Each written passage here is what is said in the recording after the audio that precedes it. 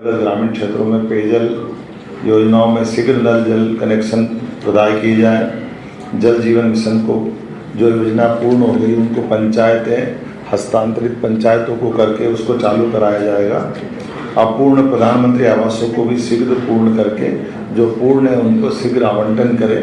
कोई कठिनाई हो तो उस पर निराकरण करते हुए PM आवास 2 की दिशा में हम आगे बढ़ रहे हैं।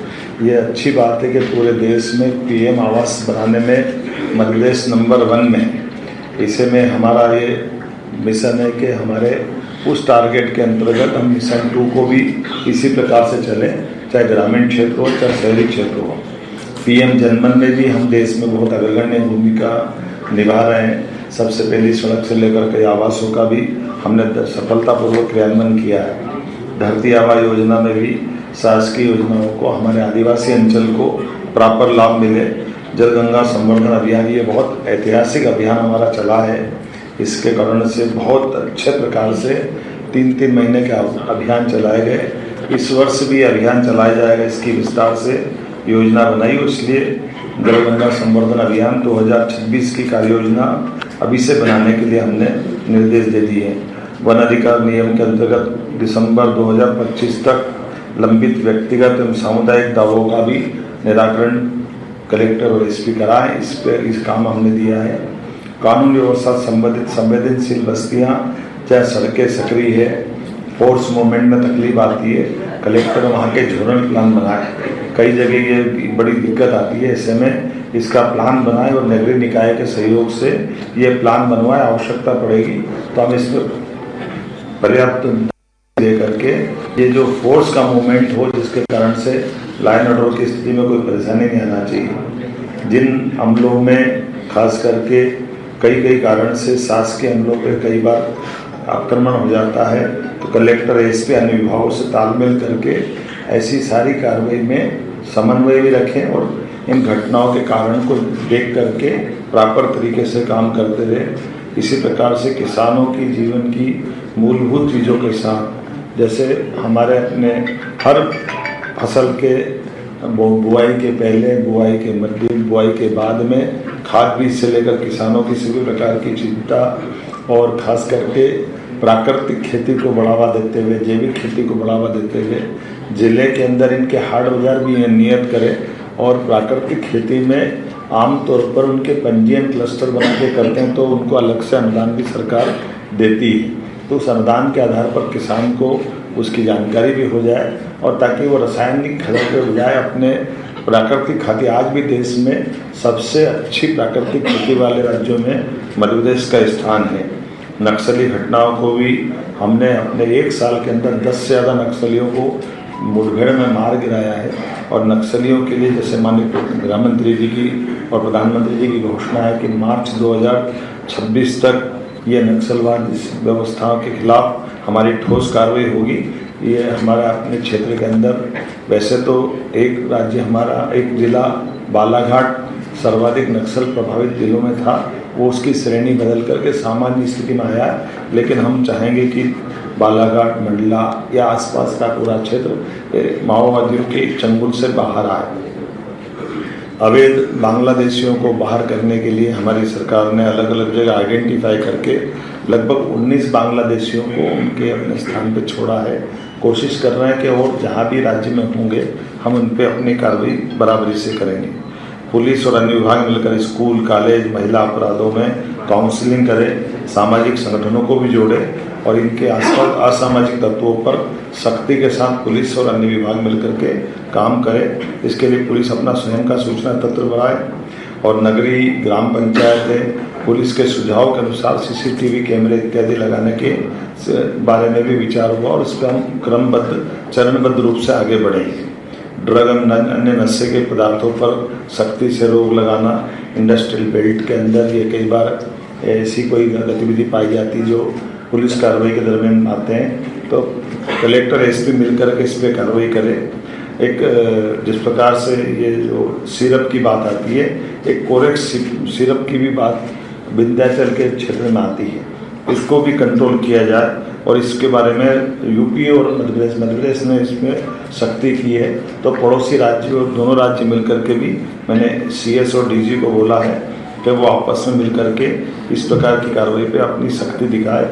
इसी प्रकार से मादक पदार्थों में भी नज़दीक के राज्यों के साथ तालमेल करते हुए हमारी ठोस कार्रवाई चलती जाए, ताकि जिलों के अंदर भी और जिलों के बाकी व्यवस्था में भी दोनों तीनों राज्यों के साथ सीमावर्ती राज्यों से तालमेल हमारा हो पाए।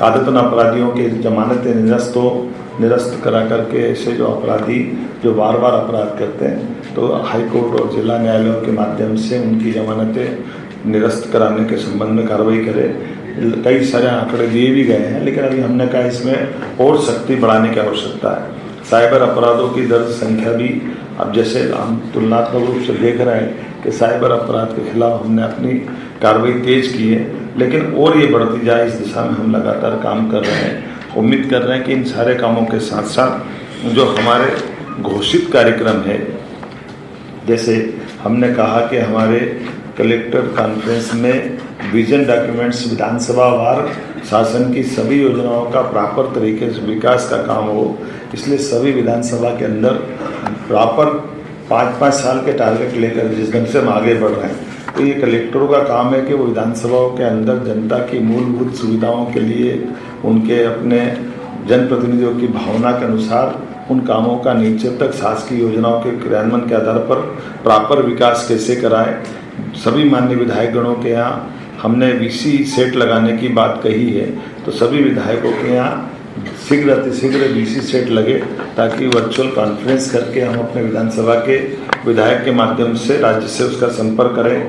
आत्मनिर्भर भारत सह GST बचत उत्सव, इसके माध्यम से सभी विधानसभाओं के अंदर प्रॉपर आयोजन किए जाएं, जिसमें शासन की सभी योजनाओं की खास करके GST में जो छूट मिली है और कौन कौन सी योजना जिनका लाभ जनता के लिए नीचे कैसे ज़्यादा पहुंचा सकते हैं, तो प्रभारी मंत्रियों से तय करके सभी विधानसभाओं के अंदर ये सम्मेलन स्तर तय करके इसके आयोजन भी करने के लिए प्रॉपर तरीके से विकास का रोड मैप जनता के बीच में रखते हुए विधानसभा सम्मेलन का एक प्रकार से रूप रखा जाए।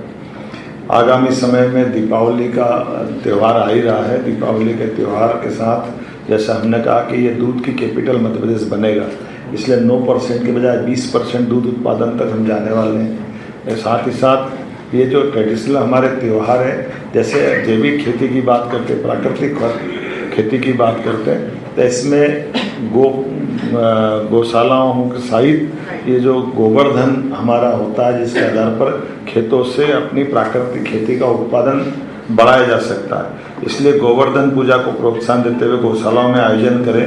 इसमें सांसद, विधायक, मंत्रीगण ये इन सारे आयोजन के हिस्सा बने। पिछले समय दशहरे के अवसर पर शस्त्र पूजन जो किया गया, ये सकारात्मक संदेश भी है, हमारी परंपरा भी है। मुझे इस बात का आनंद है कि ये सभी पूर्व योजना के अनुसार घोषित लक्ष्य के आधार पर पूरे किए गए। सभी विधानसभाओं में भ्रमण करते हुए प्रबुद्धजनों की बैठक और विकास समितियां जिला स्तर पर बनाने की जो शासन स्तर पर निर्णय किया गया, उसका पालन करने के लिए भी शासन की उस भावना के आधार पर जिले पर सभी दूर विकास समिति बने और विकास समिति में वो सारे लोग जोड़े जो उस जिले के अंदर अलग अलग क्षेत्र के अपने व्यवसाय के अपने काम के आधार पर सिद्ध हस्ते उनकी अच्छी स्थिति है, ताकि विजन के आधार पर जिले के अंदर वो अपनी भूमिका भी अदा कर सके। उस दिशा में कई सारे जगह तो बनाई है और कई जगह बनना बाकी है। एक समय सीमा में वो विकास समिति बन जाए, जैसे शांति समिति होती है, ऐसे जिले की विकास समिति का वो रूप की कल्पना की गई है।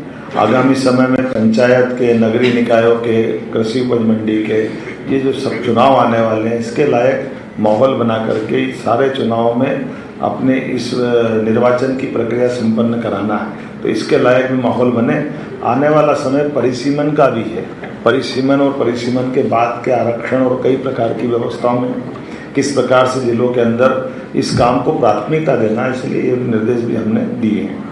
सरकार के 12 दिसंबर को 2 वर्ष पूरे होने जा रहे हैं, तो शासन की जन कल्याणकारी कई सारी योजनाओं को हमने लागू किया है। इन योजनाओं के लिए पिछले समय 15 अगस्त के दरमियान हमने जिले के अंदर प्रभारी मंत्री के अंदर उस जिले के विकास के कामों पे उनका दस्तावेजीकरण करा करके उनके सीधे प्रसारण में मेरे और प्रभारी मंत्री के भाषण में मेरे स्तर पर प्रदेश की और प्रभारी मंत्री के स्तर पर जिले की बात को पूरे ढंग से रखा गया था।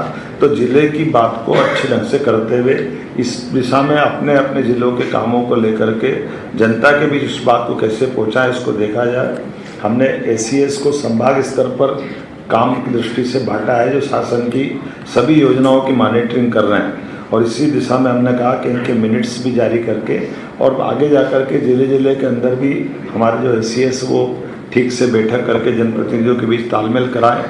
संभागीय कमिश्नर को भी बृहद प्रशासनिक शक्तियाँ हैं, संभागीय कमिश्नर भी अपनी प्रशासनिक शक्तियों का प्रॉपर उपयोग करें, अर्थात हमारा जो प्रशासनिक मशीनरी तंत्र है वो नीचे तक कितने अच्छे ढंग से काम कर पाए, ये पूरा 2 दिन की बैठक का सार था। और जैसे मैंने कल भी कहा था कि चुने हुए जनप्रतिनिधियों के साथ प्रशासनिक अमला उनसे तालमेल करते हुए सारी योजनाओं को जनता के बीच नीचे उतारने का काम में बैकबोन की भूमिका रखे।